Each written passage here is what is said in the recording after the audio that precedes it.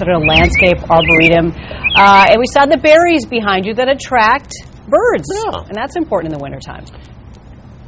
Yeah, there can be, Alex, a lot of action in the garden, and oftentimes many of us think of winter as the time when the garden goes to sleep, which is generally true, but it doesn't have to be a barren wasteland. So as you maybe take a peek outside your own window right now and you see that it's a little bare, there are ways to incorporate landscaping so you can actually add some winter interest to the garden, so Mother Nature doesn't have to keep her hand on the pause button for 3 or 4 months. And I should mention, too, actually quite balmy for a January day out here at the Minnesota Landscape Arboretum. This morning we are joined by Duane Otto, who incidentally has not only been here for about 24 years, actually teaches classes on incorporating plants so you do have some winter interest, whether it be for capturing snow or maybe attracting wildlife. So Duane, run us through a little bit of what we have in front of us as far as plants that folks can plant in their own landscape.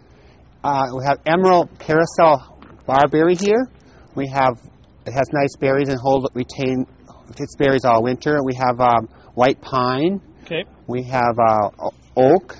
We have high bush cranberries that you can use. Yellow twig dogwood, red twig sedum, red twig dogwood, rudbeckia, echinacea. And why are these plants good for winter interest? They have nice berries or nice colored branches, evergreen foliage, or seed heads that are lovely in the landscape.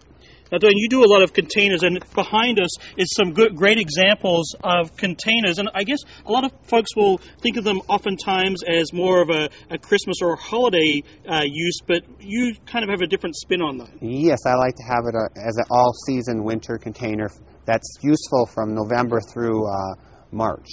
Okay, and then this plant here, some of these are really cool here. This looks like, is it garlic or allium? Allium.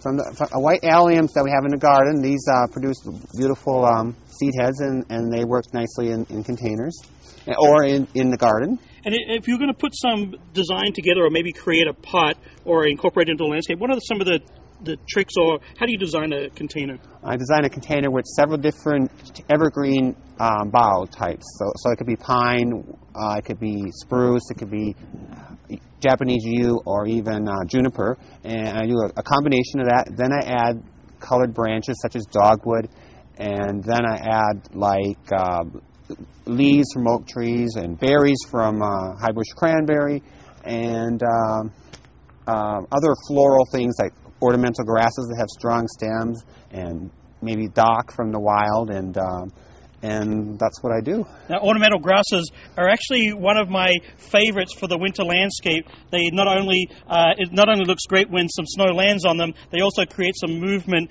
and also some sound. Now, out at the Minnesota Landscape Arboretum, it's absolutely gorgeous. Any time of year you can walk around and take in some of Duane's beautiful examples of winter gardening, or take a stroll through the 3-mile drive. And I should mention also that they have a lot of great events going on all year round, particularly in the wintertime. We'll have a link to that, of course, on our website. Back to you.